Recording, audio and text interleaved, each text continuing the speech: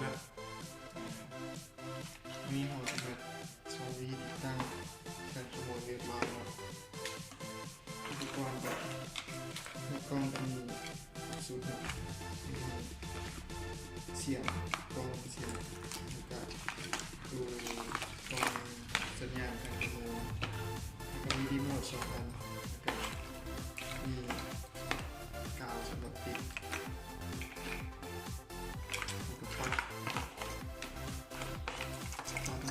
พิเศษนะพิเศษกว่าคนอื่นติดตัวนี้เขาจะเห็นเป็นหลักสำเร็จนี่คือเลยดูการเห็นติดตั้งของบูจะเป็นทั้งตัดสายไฟวิธีต่อกันง่ายๆนะเอามาเบิ้งปักอยู่ในรถมันจะมีอันนี้เขาถอดออกแล้วเนาะมันจะมีสีแดงเนาะมันจะเสียบกันแบบนี้อยู่แล้วก็ตัวนี้ก็เสียบนี่อยู่เป็นปลั๊กกุญแจตัวนี้ก็เสียบนี้คือถ้าเท่าที่เราเห็นเนาะเวลาโจรสิลักอันรถเนาะเขาสิใส่กุญแจผีเนาะเราเบิ่งกุญแจผี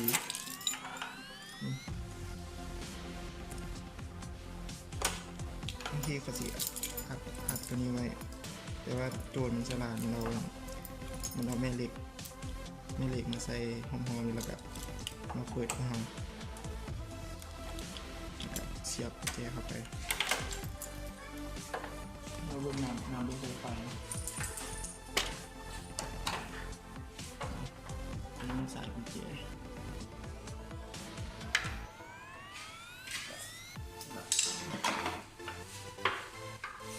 ปักในห้องเสียบนี่ปักสำเร็จเลยที่เสียบเอาไปเดินมาตัวนี้มันเป็น2 ซองตัวนี้ก็2 ซองคือกันก็เสียบกันปึ๊บแล้วก็อีกส่วนนึงก็เป็น2 หูคือกัน2 หูนี่นะเสียบกับตัวนี้ไม่ไป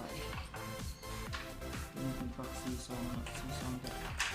ต้องเสียบกับตัว4 ซองนี่4 ซองคือกัน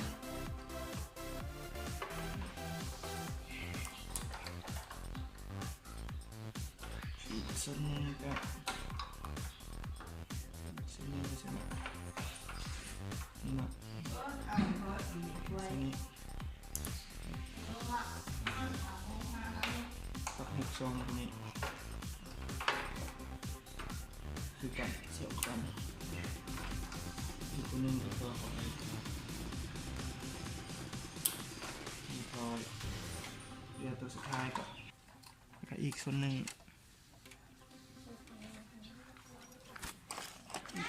ก็พอกับกองกันขโมย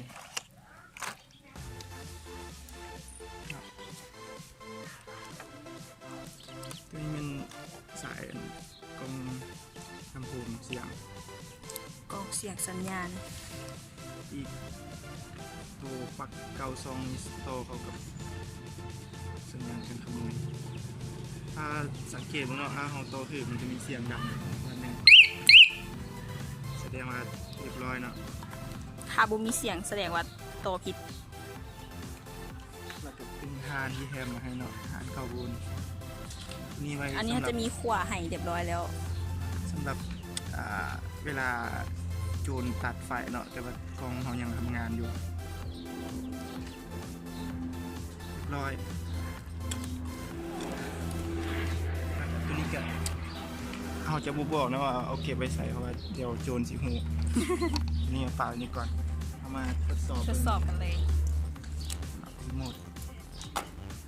ตัวนี้ขออัดเสียงเพราะว่ามันเสียงดังหลายกดอันนี้คือเวลาล็อกกดแบบนึงเนาะเป็นมันจะมี4 ปุ่มเนาะปุ่มล็อกกดล็อกแล้วก็ปุ่มสตาร์ทแล้วก็ปุ่มกระดิ่งเป็นปุ่มซอกหารถลองล็อกเลย จะดังเนาะจะได้ยินเสียง แล้วก็มีไฟเลี้ยวออกเนาะแล้วก็ เวลากด กดล็อกจะ อันนี้คือ ดัง2 อันเนาะ2 บาทแล้วก็ตัวนี้เป็นปุ่มสตาร์ทเนาะลองสตาร์ทเบิ่ง ตัวนี้เฮาบ่หาเสียบกระแจก็สามารถส ลอง ตาร์ท ทา ได้ ยเบิ่งกระเจทายเบิ่งกระเจมีกระเจเนาะหน้าจอ ตัวนี้เฮาบ่ได้เสียบกระแจปิดอยู่ หน้าจอก็บ่มีหยัง รีโมทกด2 บาทเวลาจะสตาร์ทบาทหนึ่งปุ๊บไฟจะขึ้น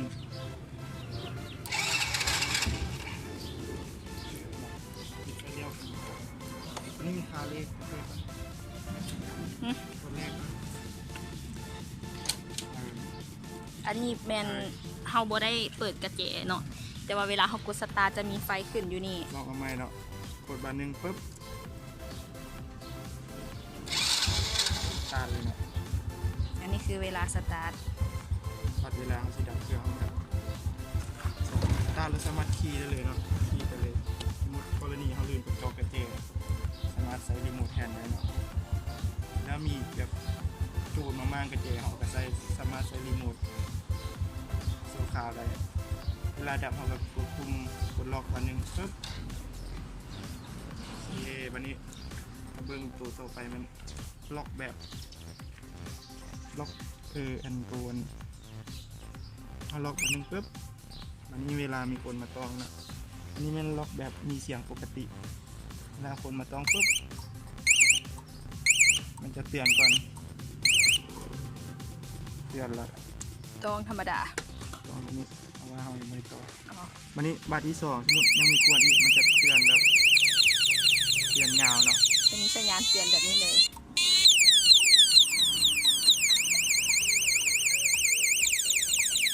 ประมาณ10 วิมันจะหยุดสมมติมีคนมากวนอีกปุ๊บมันจะเตือนอีกเตือนยาวเลยนะตัวนี้เนาะ ระบบการเตือนจะมีอยู่3ครั้ง จะมีอยู่3แบบ ถ้าเราได้ยินเราก็ลองกดล็อกอีกบานหนึ่งปุ๊บมันจะเงียบเนาะ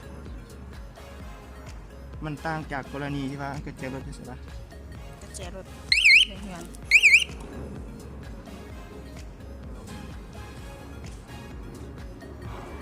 อันนี้เนาะคือเฮาติดตั้งสำเร็จแล้ว คือเวลาเฮาจะเสียบกระแจ สมมติยุ่งมีกระเจี๊ยบแบบกระเจี๊ยบผีเนาะกระเจี๊ยบที่ว่าโจรใส่ลักรถนี่สมมติมันกระเจี๊ยบโจรปึ๊บล็อกฟ้าบอกเวลาโจรสีแหงบ้ากันเตียนเนาะล็ก อันนี้คือเฮาล็อกแล้วเนาะ ปึ๊บลองปิดลงก่อนมันจะไม่สามารถปิดได้เนาะ อ่าฮะ แล้วก็จะมีเสียงเตือนจนเตือนบ่หยุดครับถ้าเราได้ยินเสียงเรากดล็อกบันนึงปึ๊บแล้วมันก็เสียงก็จะดังอีกให้เราหูเลยว่ามันคนมาเสียบกระเจเรามันจะต่างจากกรณีที่ว่าบ่มีการเสียบกระเจเนาะเวลาเรากดปึ๊บมันจะเงียบเลยตรงนี้อันนี้ทำมาเบิ่งเวลาล็อกเสียงแบบเงียบเนาะเราสามารถล็อกเสียงล็อกแบบเงียบได้โดยการกดปุ่มมันกระเจียนี่ค้างไว้เนาะเรื่องข้างหน้ามันจะมีไฟขึ้นอันนี้มันล็อกเงียบเนาะขึ้นแสดงว่าล็อกเงียบตัวนี้เวลาเขามากวนจะไม่มีเสียง จะเห็นแต่ไฟขึ้นซื่อ จะไม่มีเสียงรบกวนสว่างเลยเวลาเขาจอดไว้บนที่ห้ามใช้เสียงเขาก็ใช้โหมดนี้ได้เนาะวันนี้ตัวนี้จะดังในกรณีใดดังมันจะดังเฉพาะ ๆเฮาเปิดเสียง มีคนหรือว่าโจรที่มันเสียบกระเจให้มันจะดังขึ้นมาอีกทีคุณจะอยู่ในโหมดเงียบก็ตาม อันนี้คือมีคนมาเสียบกระแจเนาะกรณีที่มีคนมาเสียบกระแจ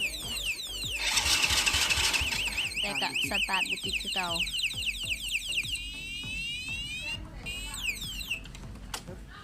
พ อากาศตัวนี้สามารถ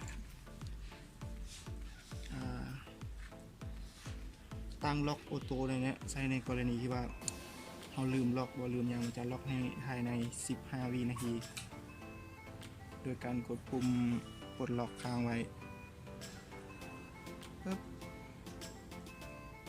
มันจะมีเสียงเตือนบานหนึ่งเนาะหลังจากนั้นหลังจากที่ว่าเราปลดล็อกปึ๊บตัวนี้มันอยู่โหมดเงียบอยู่เราให้มันเป็นโหมดปกติ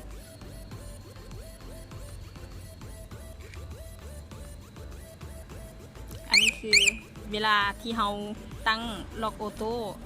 มันจะล็อกเองสังเกตเบิ่งดอกไฟมันจะล็อกเอง15นาทีมันจะล็อกเอง15 วินาทีมันจะล็อกเองสังเกตดอกไฟอันนี้คือมันล็อกเองบ่ได้กดรีโมทสมมติมีคนมากวนมันก็จะเตือนตัวนี้เราอยากตั้งล็อกหรือบ่ล็อกก็ได้สมมติเราบ่อยากให้มันล็อกออโต้เราก็กดปุ่มใหม่กดล็อกกระแจค้างไว้ประมาณ 3-4 วิจะมีเสียงเตือนอันนี้คือเรายกเลิกการล็อกออโต้เจ้าสำหรับประมาณนี้การรีวิวก็จบเพียงแต่สำนี้ขอบใจว่า